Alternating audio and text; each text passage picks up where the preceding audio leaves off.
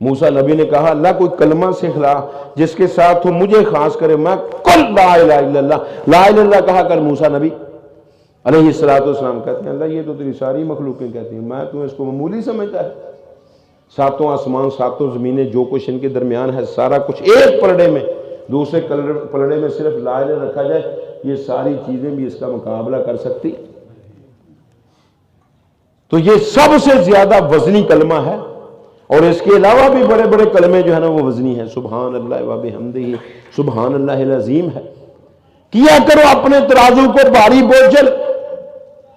نبی کریم صلی اللہ علیہ وسلم نے فرمایا کہ میں پھر ان کو نکالوں گا جہنم سے، پھر میں سجدے کے اندر، پھر میری امت نظر آ رہی ہوگی۔ امت پتہ کیوں نظر آ رہی ہوگی؟ نبی کریم صلی اللہ علیہ وسلم نے فرمایا کہ ان کے سجدے کی جگہیں چمکدار ہوں گی۔ اگر وضو کرتے رہی ہیں دنیا کے اندر 5000 ان کے چمکدار ہوں گے۔ اللہ ابھی بھی میری امت گری ہوئی ہے اندر۔ اللہ رب العالمین فرمائیں گے جس کے دل کے اندر نصف دینار ہے اس کو بھی نکال لو، اس کے برابر جس کے اندر ایمان ہے۔ پھر امام کائنات گریں گے، پھر اللہ فرمائیں گے جس کے دل کے اندر چوتھا حصہ ایمان ہے دینار کا اس کو بھی نکال لو۔ آپ پھر گریں گے، فرمایا جس کے دل کے اندر جو کے دانے کے برابر ایمان ہے اس کو بھی نکال لو۔ پھر جائیں گے 7ویں مرتبہ، فرمایا جس کے اندر گندم کے دانے کے برابر ایمان ہے اس کو بھی نکال لو۔ پھر جائیں گے آپ نے میں جس کے دل کے اندر مکئی کے دانے کے برابر ہے اس کو بھی نکال لو۔ پھر جس کے دل کے اندر رائی کے دانے کے برابر ہے اس کو بھی نکال لو۔ پھر جس کے دل کے اندر رائی کے دانے سے بھی کم ہے اس کو بھی نکال لو۔ اور اللہ کے نبی 9ویں مرتبہ پھر مطالبہ کر دیں گے۔ اللہ ابھی بھی کچھ نظر آ رہے ہیں اس کے اندر۔ اللہ رب العالمین فرمائیں گے جاؤ میرے پیغمبر جس نے خلوص کے ساتھ ایک مرتبہ بھی کلمہ کہا ہوگا میں تیرے کہنے پر جاؤ اس کو بھی نکال دیتا ہوں۔ ایک مرتبہ کلمہ کہا، لیکن کہا خلوص کے ساتھ ہو۔ خلوص والا کلمہ پتہ کیا ہوتا ہے؟ جس کے اندر شرک نہ ہو۔ یہ نہیں لا الہ الا اللہ بھی کہتا جاتا ہے، قبروں کو بھی سجدے کرتا جاتا ہے، لا الہ الا اللہ بھی کہتا جاتا ہے، اور بندوں کو بھی کرنی والا مانتا جاتا ہے، لا الہ الا اللہ بھی کہتا جاتا ہے، بیساکھی کی نہر کو بھی شفا دینے والی مانتا جاتا ہے۔ اور نہیں، جب لا الہ الا اللہ کہہ دیا پھر اس کے اندر کسی اور چیز کی گنجائش رہی نہیں۔ اثر ہو گیا جی دیتے خلیلی رنگ دا، غیر اللہ کو نہیں ہو مرادہ منگدا، وہ تے حسب اللہ تھی شاہوکار ہو گیا، پاویں لکھ گناہ گار بیڑا پار ہو گیا۔ اسماعیل ورگی جس دی شان ہو گئی تون شری تھلے رکھنی آسان ہو گئی، نقشہ کربل دا جیویں تیار ہو گیا، پاویں لکھ گناہ گار بیڑا پار ہو گیا۔ یہ ہے خلوص کے ساتھ اس نے کلمہ کہا ہو، کلمہ کہنے کے بعد پھر اس کے اوپر خلیلی رنگ چڑھا ہوا ہو۔ خلیلی رنگ کیا ہے؟ بڑے بڑے آئے ہیں امداد کرنے کے لیے، سب کو ٹھکرا دیا، کہا حسبی اللہ و نعم الوکیل نعم المولا و نعم النصیر، مجھے میرا اللہ ہی کافی ہے۔ اور رب نے پتہ ہے کفایت کیا کی ہے، کیسے کی ہے؟ عقل حیران رہ جاتی ہے۔ ادھر وہ بالکل وسط کے اندر جا رہے ہیں آگ کے اندر، اور ادھر یہ کلمہ اپنی زبان سے کہہ رہے ہیں۔ اللہ نے بارش نہیں برسائی، وہاں ڈولوں کے ساتھ پانی نہیں ڈلوایا، آندھی چلا کر ہوا کو نہیں اڑایا، میں آگ جلتی رہے گی خلیل، اس کے اندر تجھے پھینک کر بچانا میں رب العالمین کا کام ہے۔ قلنا یا نار کونی بردم و سلام علی ابراہیم، ہم نے کہہ دیا او آگ ٹھنڈی ہو جا، سلامتی والی بن جا ابراہیم کے اوپر، اتنی ٹھنڈی نہ ہونا کہ میرے خلیل کو سردی لگے۔ سلامن موسم بہار بن گیا، اور موسم بہار آگ نے بن کر دکھایا ہے یا نہیں؟ 40 دن آگ کے اندر رہے۔ نمرود کو بھی شک پڑ گیا، اتنی آگ، لگتا ہے اندر کوئی باتیں کر رہا ہے۔ تو واقعی آپ باتیں کر رہے تھے، کس کے ساتھ؟ جبرائیل کے ساتھ۔ اپنے وزیر کو کہتا ہے فوری طور پر میرے لیے سیڑھی تیار کرو، میں اوپر سے جھانک کر دیکھوں کہ اندر خلیل زندہ ہے یا فوت ہو گیا ہے، مر گیا ہے، سڑ گیا ہے، جل گیا ہے، راکھ بن گیا ہے۔ جس کو رب بچائے اس کو کوئی جلا سکتا، جس کو رب بچائے اس کو دریا کی موجیں بھی ڈبو سکتی۔ اوپر دیکھتا ہے، دیکھا خلیل الرحمان وہ بیٹھے پھل کھا رہے ہیں، سامنے ایک بندہ بیٹھا ہوا ہے، اس کے ہاتھ میں ریشمی رومال ہے، وہ ان کی پیشانی کو صاف کر رہا ہے۔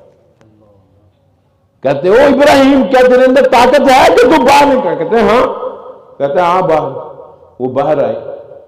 جب باہر آئے نا کہتا ہے ربو کا رب یا ابراہیم، تیرا رب ہی رب ہے ابراہیم، میں نے بڑی کوشش کی ہے تجھے جلانے کی، راکھ بنانے کی، ختم کرنے کی، تیرے رب نے یار پھر بچا لیا.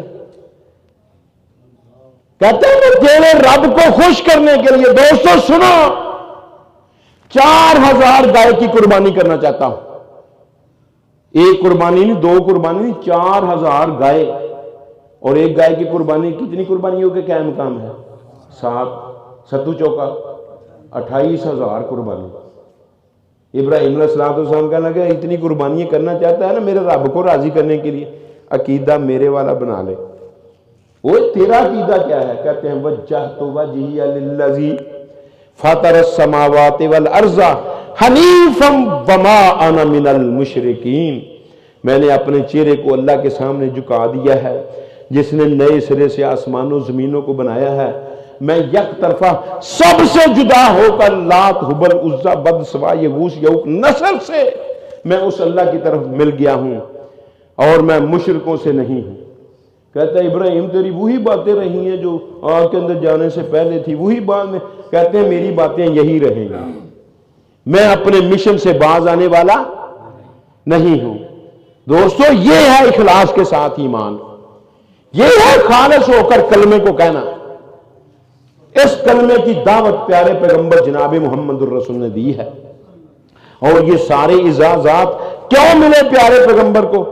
اس وجہ سے ملے ہیں کہ پیارے پیغمبر جناب محمد الرسول اللہ صلی اللہ علیہ وسلم نے خالص رب کی بندگی کر کے دکھائی ہے، کروائی ہے اللہ کے فضل و کرم سے.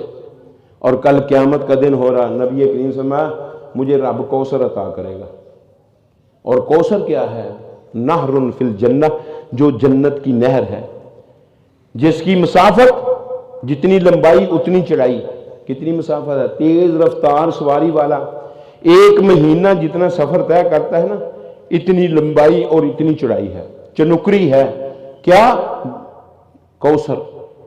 اور اس کے اندر آسمان کے ستاروں کے برابر اس کے اندر پیالے، آب خورے اور دیگر برتن جو ہے نا وہ ہوں گے سونے چاندی کے، ہیرے جواہرات کے. اور پیارے پیغمبر جناب محمد رسول اپنے حوض پر جلوہ افروز ہوں گے. کس کے اوپر؟ وہ مسجد نبوی کے ممبر کے اوپر. امام کائنات فرمایا کرتے تھے ما بین بیتی و ممبری روضۃ من ریاض الجنہ، میرے گھر سے لے کر میرے ممبر تک جتنی جگہ ہے یہ جنت کا باغ ہے. و ممبری ھذا، لگا کر ہاتھ امام کائنات میں، میرا یہی ممبر علی حوضی، میرے حوض پر ہوگا. نبی کریم صلی اللہ علیہ وسلم اس ممبر کے اوپر بیٹھے ہوں گے اور لوگوں کو پانی پلا رہے ہوں گے. کسی کو شیشے کے گلاس میں، کسی کو کیا ہے سونے کے گلاس میں، چاندی کے گلاس میں اور دیگر دھاتوں کے گلاسوں میں. اور ایک وہ بھی خوش نصیب ہوں گے کہ جن کو اللہ کے نبی اپنے ہاتھ کے ساتھ پانی پلائیں گے. وہ پتہ ہے کون ہے؟ جو پیارے پیغمبر کے احکام دنیا والوں کو سناتے ہیں. علماء دین کیا کرو ان سے پیار، اللہ کے نبی کو ان سے پیار ہے. وہ مولانا محمد حسین شیخو پوری رحمت اللہ علیہ پنجابی کے اندر انہوں نے شعر کہے، کہتے ہیں اکنا نو بک پر کر ہو سن تے حضرت آپ پلاندے، منہ آکھن اے دنیا نو ساڈا حکم سنا دے. صلی اللہ علیہ وسلم پیارے پیغمبر جناب محمد الرسول کے احکام سنانے والے، ان کو پیارے پیغمبر ہاتھوں کے ساتھ پانی پلائیں گے. اور وہ کتنا بہترین پیالہ ہوگا، نبی کی بک ہوگی. ہونٹ جو ہیں وہ گناہ گار مولویوں کے لگے ہوئے ہوں گے.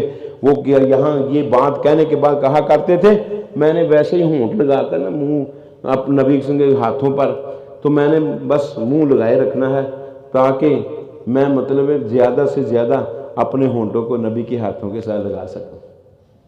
اور یہ خاص صحابہ نے بھی کی ہے، علماء بھی کر سکتے ہیں، تم بھی کر سکتے ہو.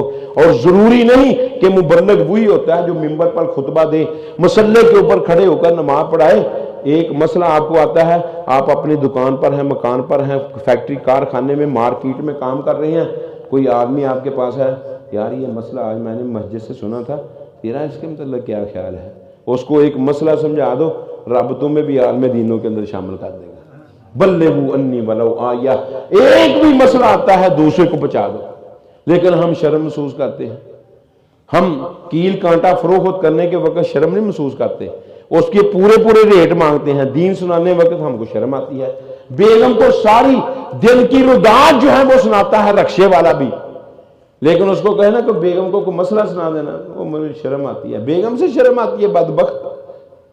सुना मसला, और मस्जिदों के अंदर आया करो मसाइल को समझने के लिए और अब आगे सुनाने के लिए।